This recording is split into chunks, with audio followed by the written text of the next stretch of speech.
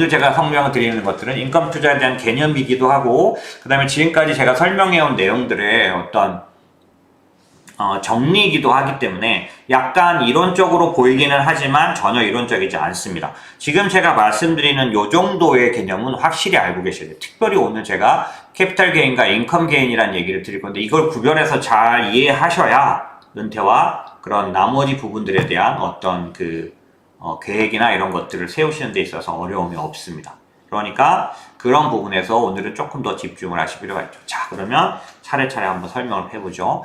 인컴이란, 자, 우선 인컴 투자에서 인컴이란 말은 뭐냐? 매매와 상관없이 자산을 보유하는 기간 동안 자기가 갖고 있는 권리로부터 얻을 수 있는 금전적 이익. 어렵지만 이게 무슨 말이냐면은 내가 내 자산을 조금씩 팔아서 얻는 게 아니라 팔지 않아도, 매도하지 않아도 보유만 하고 있음으로 해서도 얻을 수 있는 권리가 있다는 거죠.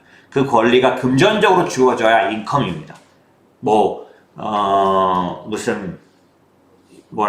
금전적이지 않은 권리는 인컴이라고 할 수 없는 거죠. 왜? 그 돈 갖고 써야 되니까, 생활해야 되니까 금전적이어야 돼요.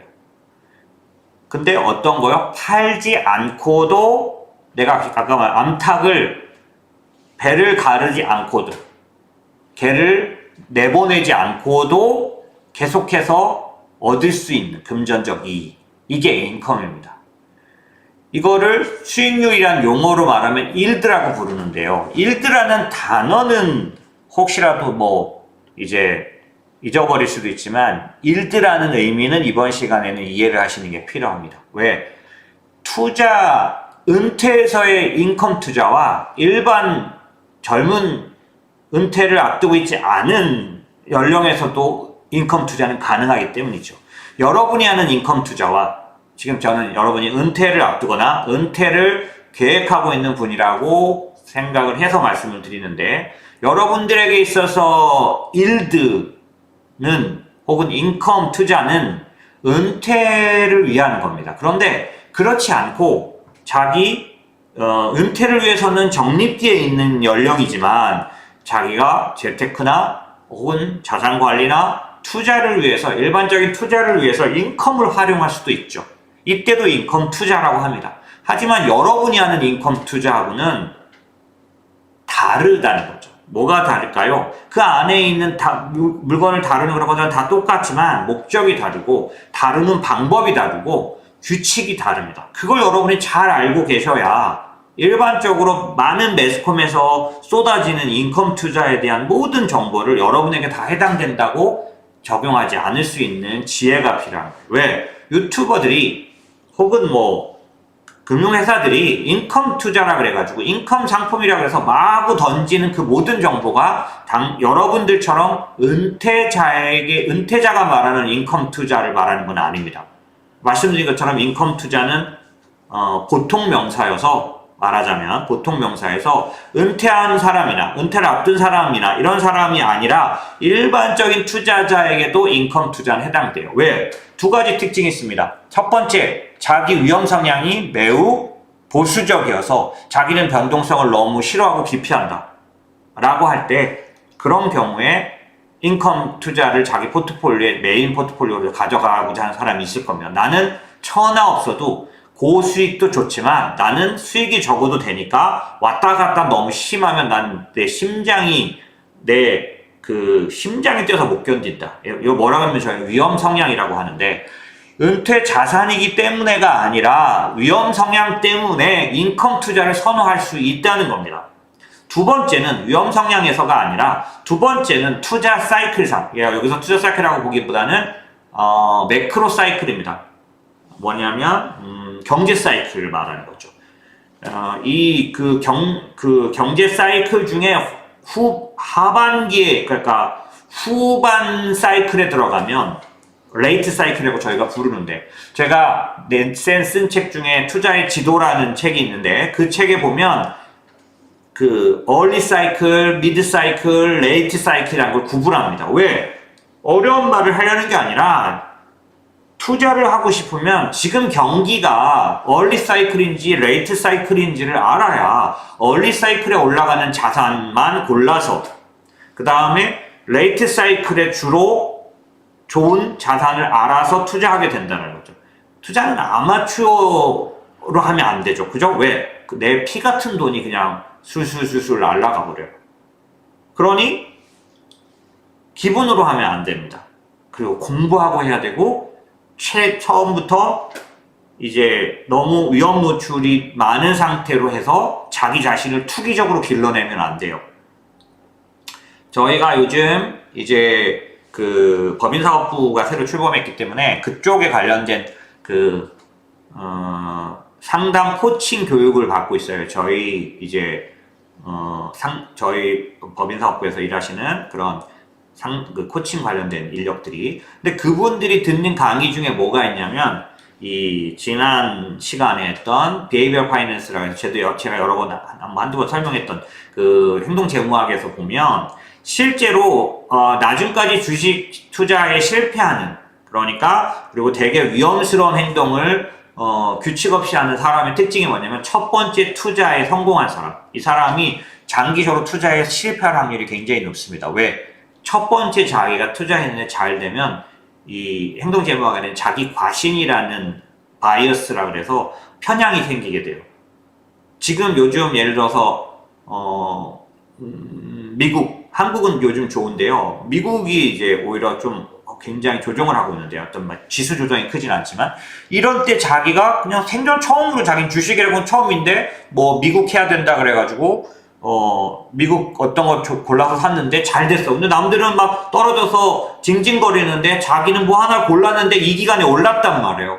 근데 사실은 크게 보고 넓게 어떻게 잘 보면 정말 우연이에요. 자기가 어떤 걸 지나가는 듣고 자기가 생각할 때 괜찮을 것 같대. 그래서 산 건데 사람은 어떻게 생각하냐면 다 떨어지고 지수도 떨어지는데 내가 산 건 올랐어? 대박인데? 이렇게 생각하면서 편향에 빠진다는 거예요. 그래서 어떻게 생각하냐면 사실은 말은 안 해서 그렇지 나는 남들이 다 틀려도 나는 맞힐 수 있어. 난 투자에 뭔가 감이 있는 사람이야. 이런 생각을 남들에게는 막 서슴없이 하지 않지만 속으로 그렇게 생각한다는 거예요. 제가 예전에 한번 그런 말 한 적 있었죠. 제가 행동재무학 공부를 하는데 보니까 거기에 이런 재미있는 내용이 나오더라고요. 남자들하고 여자분들한테 같이 있는 데서 물어보는 게 아니라 각각 물어본 거예요. 내용이 뭐냐면 당신 그 동료들 지금 친한 5명 중에서 당신이 외모로 볼 때 1, 2, 3, 4, 5위 중에 적어도 3위 이상이냐, 좀 더 잘생긴 사람 쪽으로 3명 중에 위쪽이냐 아래쪽이냐 물어보는데 남들한테 같이 있는 게 아니라 혼자에게 물어보는 거예요. 당신 어떻게 생각하세요? 당신 못생겼습니까? 뭐 이렇게 물어보는 거와 같은 거죠. 남자든 여자든 물어보고, 특히 남자들 같은 경우도 많이 그랬다 그러는데 결과는 어떤지 아세요? 다수가 자기는 평균 이상이라고 생각한다는 거죠. 그래도 5명 중에 자기가 친한 5명 중에서 자기는 그래도 뭐 제일 잘생겼다고 생각 안 해도 그래도 조금 아주 그 외모가 떨어지지 않는 쪽에 속해 있다고 다 대답한다는 거예요. 거의 100이라는 거죠. 예. 근데 저한테 물어봐도 그럴 것 같긴 해요. 왜냐하면 이게 그렇게 생기진 않았지만 남들하고 이렇게 비교했을 때 그렇게 생각한다는 거예요. 이게 뭐냐면 편향인데, 이런 식으로 기본적으로 솔직히 안 말해서 그렇지 자기는 뭔가 고를 수 있는 특별한 능력이 있어 라는 생각을 계속 강화하는 그런 사람이 있다는 거죠. 그런 사람은 결국 어떻게 되냐면 위험 관리를 해야 할 때 과감하게, 어떻게 보면은 어떤 거냐면 무모하게 투자하는 그런 과단성을 갖고 있는 거죠. 내가 선택한 건 옳을 거야 라고 생각하는 겁니다. 자꾸 그렇게 생각을 하기 때문에 어떠냐면 지난번에 그 교수님은 그런 얘기 하시더라고요. 폰지 사기에도 잘 빠진다는 거예요. 그 폰지 사기에서 빠져나와야 되는데 옆에 사람이 말을 해주는데도 자기는 이건 내가 선택한 얘는 달라 라고 하면서 결국에는 아주 큰 피해까지 간다고 하더라고요. 이걸 편향이라고 합니다. 어찌됐든 이런 편향들이 우리에겐 있을 수 있기 때문에 지금 말씀드린 것처럼 아까 말씀드린 그런 사이클로 돌아와서 딴기가 많이 갔네요. 생각해보니까. 자, 아까 제가 뭐라 그랬냐면 인컴 투자가 지금 우리가 다루는 주제, 은퇴를 앞두고 있거나 은퇴에 들어간 사람들이 말하는 인컴 투자가 아닌 인컴 투자도 있다. 이걸 알아둬야 한다. 왜? 그런 인컴 투자는 자기가 위험 성향이 보수적이기 때문에, 혹은 투자 사이클이 경기 사이클이 레이트 사이클 후반기에 들어가 있을 때는 어떤 거냐면 인컴 투자를 병행하는 게 매우 좋습니다. 조금 있다가 제가 말하는 내용 중에 인플레이션이 다소 나타나고 금리가 중금리 정도, 중인플레이션 중금리 시기에는 주식 아니면 채권 이런 식의 투자, 또 주식 몇 프로 채권 이런 투자보다는 상당히 포트폴리오를 다각화하는 게 좋아집니다. 왜? 인플레이션이 일정 부분 있기 때문에요. 이럴 때도 말씀드린 것처럼 인컴 투자가 상당히 유효한 수익률을 냅니다. 사람들은 어떠냐면 불안해서 장기 투자라든지 그 다음에 지속적인 투자를 못합니다. 그러니까 지금 어떤 것이 나타나냐면 갑자기 많이 오르기도 하는데 그거의 차익 실현이 아주 구조적으로 체계적으로 나타나요. 이유도 없습니다. 굉장히 앞으로도 전망이 좋은 지금 가장 잘 나가던 자산들이 아주 정확하게 계산된 매도에서 뚝뚝뚝 떨어집니다. 이런 것들은 사람들이 불안을 갖고 있을 때 하는 행동이에요. 정기적으로 이익 실현을, 그러니까 어느 정도 하면 전망이 나빠서가 아니라 그냥 이익 실현을 해버리는 겁니다. 싹 다 정리를 하고 싼 쪽으로 이동을 합니다. 그런 모습들이 지금 단기적으로 나타나는데, 그런 모습들이 언제 이제 많이 나타나냐면 말씀드린 것처럼 인플레이션이 좀 있고 금리가 아예 낮지 않을 때, 쉽게 말하면 뭐 아니면 도가 아닐 때, 주식밖엔 바라볼 게 없을 때가 아닌, 금리가 아주 낮을 때가 아닐 때 주로 나타납니다. 이럴 때는 어떻게 해야 되느냐? 다각화가 답이라고 저는 생각해요. 여러분들에게 말하는 은퇴자를 위한 인컴 투자 얘기를 하는 게 아니라 지금 경기 사이클이 변동성과 불안을 기반으로 한 때이기 때문에 적어도 2025년도는 23년, 24년도에 미국 시장이 독특하게 많이 올라온 걸 배경으로 시작한 해이기 때문에 1년 정도 그런 구간을, 특히 상반기는 그런 구간을 보낼 거라고 제가 지난달, 재지난달에도 비슷한 얘기들을 드렸던 것 같고, 예를 들어서 그런 시기에는 어떻게 해야 된다고 그랬죠? 그럴 때는 인컴형을 포함하는 어떤 다각화된 포트폴리오가 답입니다. 인컴은 뭐냐? 팔지 않아도 매매와 상관없이 내가 얻을 수 있는 금전 이익이 있는 그런 특성을 가진 상품, 그런 투자, 이걸 인컴 투자, 인컴 상품이라고 한다. 그런데 몇 프로나 받는데? 라고 하면 그걸 일드라고 부른다는 겁니다. 채권 자산군에서는 이 인컴이 매매하지 않고도 내가 권리를 통해서 얻을 수 있는 금전적 이익이 채권에서는 이자로 들어오고요.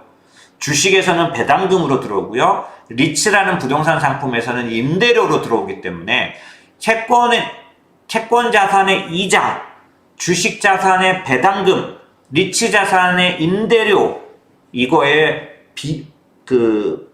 수익률 기준, 이걸 일드라고, 몇 프로인데, 일드가 몇 프로야? 라고 하면, 그렇게 들어오는 이익, 금전적 이익, 이걸 일드라고 부른다는 겁니다. 일드라는 말을 아는 것보다는 개념을 아는 게 필요하고요. 인컴 수익이라는 것은 자본 수익과 상대적으로 다른 거라는 걸 이해하셔야 됩니다. 이거 굉장히 중요합니다. 제가 앞에 서론이 좀 길었지만, 갈 길이 멀어서 저 사실 설명 못 드리는데, 여러분이 이 투자와 지금도 제가 말한 투자는 일반 투자가 아니라 은퇴 자금에 대한 투자를 말하는 거죠.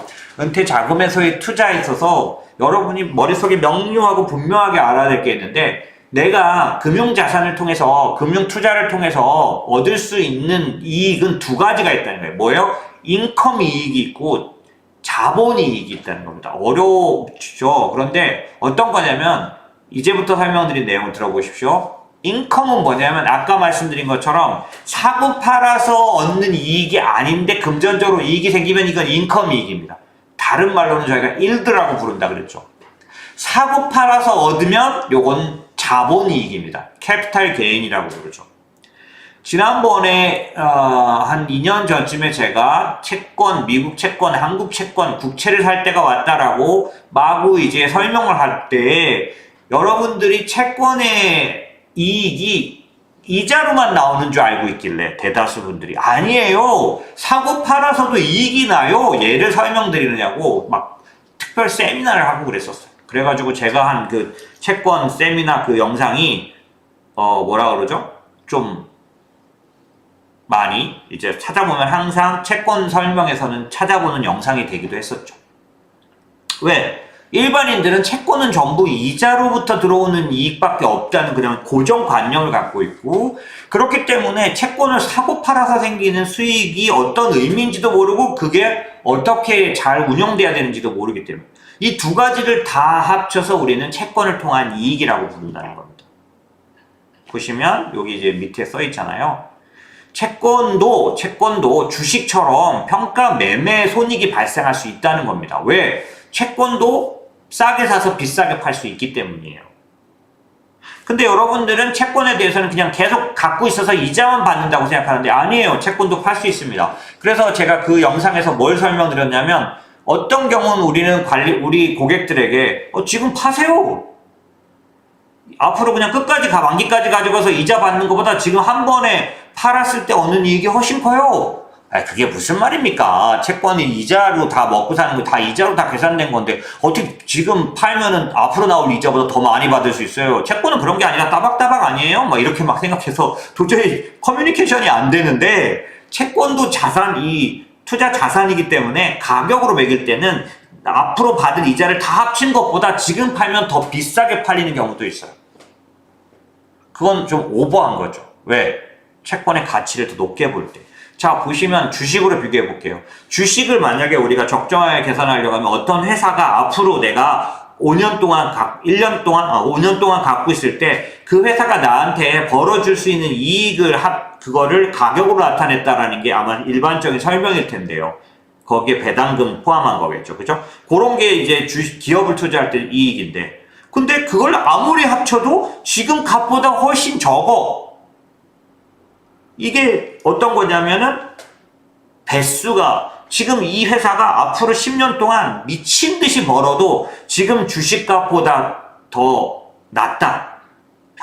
환산하면 이런 것들이 기본적으로 가능하죠. 엔비디아가 급격하게 올랐을 때 엔비디아는 지금 실제 자기가 다 돈을 번 걸 계산했을 때보다 50배, 100배에 거래됩니다. 이게 100배라는 게 뭐냐면 내가 벌 수 있는 이 주식을 통해서 그러니까 이 기업이 벌 수 있는 모든 돈을 합친 것보다 가격이 지금 50배나 더 높게 형성돼 있다는 거예요. 그럼 채권은 안 그러냐? 채권도 그런 구간이 있을 때가 있습니다. 반대로 낮게도 형성돼요. 이 채권이 이자를 앞으로 다 받고 나면 지금 값보다 훨씬 더 많이 받게 되는 때가 옵니다. 그런 상황이 와요. 그럼 어떻게 돼요? 앞뒤 가리지 말고 그 채권은 사는 게 낫겠죠? 왜? 들고만 있어도 이자만으로도 지금 내가 치른 값을 다 채우고도 남으니까. 그런데 반대로 채권도 앞으로 이자를 아무리 다 차곡차곡 다 받아도 지금 가격이 안 나올 만큼 가격이 높아질 때가 온다는 겁니다. 그럼 어떻게 해야 돼요? 사는 사람은 잘 따져보고 사야 되고 지금보다 더 높아질까라고. 파는 사람은 어때요? 후딱 팔아버려야죠.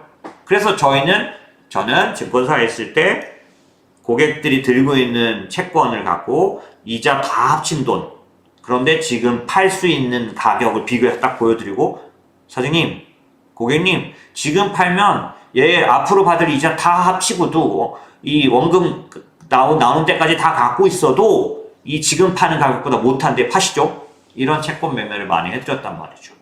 채권이 지금 그럴 수 있다는 걸 여러분이 지금 제가 이런 얘기를 하고 있는데도 무슨 말이지? 참 헷갈리네? 이러실 수도 있는데, 그게 어떤 개념이냐? 사고 팔아서 얻는 이익을 캐피탈 게인, 이자만 다 합쳐서 내가 받는 이자, 배당, 요것들을 다 합쳐서 얻는 수익을 인컴, 이 두 개를 합친 게 진정한 수익이라는 겁니다. 자, 여기 나와 있죠. 투자 손익은 요 캐피탈 게인과 인컴 게인을 다 합쳤을 때 말하는 거지, 인컴만 말하지 않는다는 겁니다.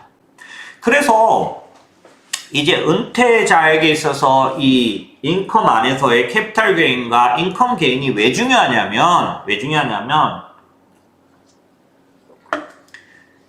채권을 사는데 이자를 받는 게 다 보장돼 있어요. 국채라면 부도가 안 나면 부채는 부도가 안 난다고 보고 만약 그러면 계속 이자는 따박따박 나오죠. 그런데 내가 살 때부터 앞으로 받을 이자를 다 합친 것보다 더 많은 돈을 주고 살 수 있다는 개념을 이해해야 내가 채권을 살 때 싸게 살 건지 지금 비싸더라도 살 건지를 생각할 수 있게 되는데, 이 개념이 안 잡혀 있으면 어때요? 이게 비싼지 싼지 지금 채권이 맞는지, 특히 주식 같으면 여러분이 겁이 좀 납니다. 그래서 요즘 많이 오른 주식이라고 탁 하면은 이거 너무 비싼 거 아니에요? 이렇게 하는데 채권은 도대체 아무 감이 없어요. 이게 비싼 건지 싼 건지. 근데 왜 그 감이 없느냐? 채권 안에 이 일드라는 것과 이제 매매에 관련된 차익이 합쳐져 있다는 개념이 안 잡혀서 있어. 그러는데 보시는 것처럼 채권, 주식, 리츠 다 캐피탈 게인과 인컴 게인이 다 합쳐져 있습니다. 다 같이 다 그런 구성들이 같이 있어요. 그렇기 때문에 여러분들이 이제 알아야 될 건 요 개념이 있다는 거. 그 개념이 있다는 거. 이게 왜 그러냐면, 자, 여러분들 제가 얘기하고 싶은 뭐냐면, 은퇴자는 인컴 투자하면 좋은 거야, 이렇게 생각하면 안 됩니다. 왜? 인컴 수익으로는 플러스밖에 없어요. 왜? 이자는 받기만 해야지 이자 나가지 않습니다. 배당 받기만 하는 거지, 들어오기만 하지. 이거 까먹는 거 아니에요. 임대료 받는 거지. 임대를 누가 가져갑니까? 주인한테 임대한 사람이, 임차인이 임대인에게 줘야죠. 그죠? 임차인이 갑자기 임대인이 빌려준 거 맞겠죠? 그런데 이건 마이너스가 될 수 없는 수익이에요. 그런데 왜 나는 손해봤다고 하느냐? 평가손이 나기 때문이에요. 매매손이 나기 때문이에요. 그럴 수 있다는 사실을 여러분이 알아야 됩니다. 그래서 인컴 투자 그러면 무조건 안전하고, 인컴 투자 그러면 은퇴자들도 얼마든지 해도 되는 게 아닙니다. 언제 사느냐, 얼마 주고 사느냐에 따라서 인컴형 자산도 결국 다 계산하면 나 마이너스 났네, 나 마이너스 받네, 결론적으로는 이렇게 될 수 있다는 거고, 그 변동성이 너무 강하게 나타나면 여러분이 위협을 당해서 아주 그냥 불행감을 느낄 수도 있기 때문에 이런 구조를 잘 이해하셔야 되는 거죠.